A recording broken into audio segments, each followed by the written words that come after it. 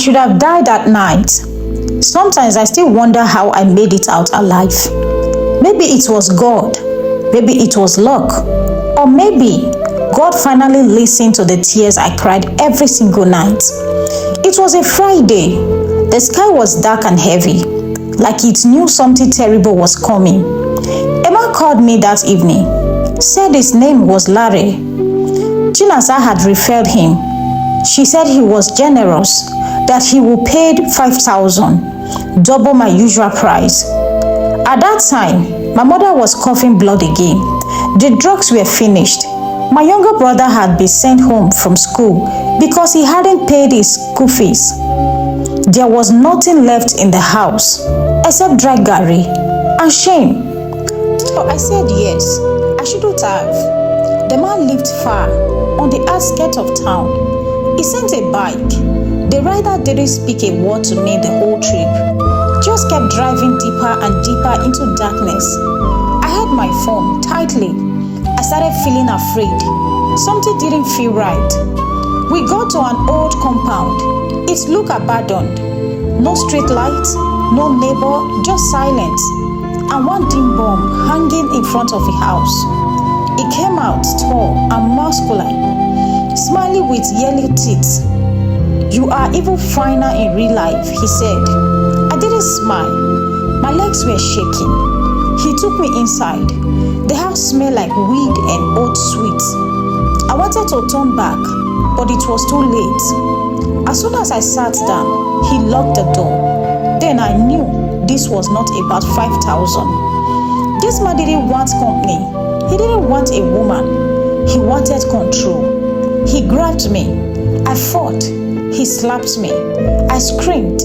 He pushed me to the floor and said in a low voice, "If you make noise again, I will kill you and throw your body into the bush. Behind this house, nobody will even come looking for you. You think you are special? I have done worse." That was the moment I saw my life flash. I thought of my mother. I thought of my Samuel and blessing. I thought of how they would wait for me and I would never come back. I stopped fighting. I lay still. I let the monster do what he wanted because I didn't want to die. When it was over, I was too weak to move. I laid on the cold floor, naked, humiliated, and broken. He threw 3,000 at me, not even 5,000, 3,000. "Clean yourself and leave," he said. I was dirty. I leaped out of that house. I didn't even take the bike. I walked barefoot with torn clothes, blood between my legs, a pain that no doctor could ever treat. That night, I stood on a bridge and looked at the water below. It looked peaceful. It looked like escape. Just one jump and all of it will be over. The shame, the hunger, the pain. But then, my phone rang. It was my little sister. Her voice was soft and happy. "Auntie Ella, Mommy, stop coughing. She said we should pray for you tonight." I broke down. I didn't jump. I just sat on the bridge and cried for hours. That night, I made a vow. This life will not break me. But I didn't know that something bigger was coming. Something that would shake me more than anything else. Someone who would look into my eyes and say, "I don't care about your past. I care about you." Weeks passed. After that terrible night, I stopped going out. I stopped picking calls. I stopped smiling. Something inside me had died on that floor in Mr. Larry's house. I was alive, but I was no longer living.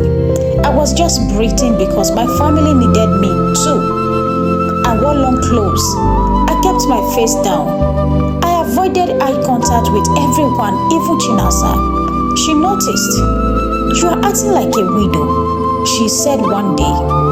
I wanted to reply. A widow mourns her husband. I am mourning my soul. I knew I had to make money somehow, but I couldn't go back to those men. Not yet. Not after what happened. So I took a small job at a phone accessories shop nearby. The The pay was 1,000 a day, and I worked from morning to evening. The pay wasn't much, but it was honest. One afternoon, a man walked into the shop. He was wearing a simple shirt and jeans. He wasn't flashy, no gold chain, no loud cologne, just soft eyes and a kind smile. "Good afternoon," he said. "Good afternoon, sir," I replied. He was looking for a power bank. I showed him the options. He picked one, paid without bargaining. Then he stood there for a while, just looking at me. Not in a lustful way, not the kind of look I was used to, but like he saw something deeper and wanted to understand it. "What is your name?" he asked. I hesitated. I wasn't in the mood for small talk, but he didn't look dangerous. "Ella," I said. He smiled. "Nice name. I am Michael." Then he left. That was it. No flirting, no touching. "No, I can have your number."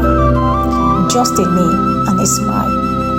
He came back the next day, said his charger was not working. I tested it. It was fine. He laughed. "I just needed an excuse to see you again." I raised my eyebrows, not because I was impressed, but because I didn't know how to respond. I wasn't used to that kind of talk. I was used to men asking me how much before asking me how are you. But Michael was different. He started coming often, sometimes to buy small things, sometimes just to greet, and slowly I started smiling again. One day, he brought me lunch, just bread and beans in lino. Nothing expensive, but something about it touched me. "You look like someone who skipped meals," he said. He was right. That day, I ate with tears in my eyes. Not because of the food, but because for the first time in a long time, someone noticed me without wanting to use me. We started talking more. He would tell me about his struggles too. He was an orphan, raised by his uncle. He worked as a phone technician to survive. He didn't have plenty money, but he had plenty peace. Peace. That's what I felt around him. But I was scared. What if he find out? What if someone told him the kind of girl I used to be? What if he walked away in disgust? One evening, he walked me home. I tried to tell him to stop before my house, but he insisted. He saw where I lived, my small cracked one-room apartment. He didn't laugh, he didn't judge. Instead, he said, "This is where you live? I love how humble you are." Humble. If only he knew.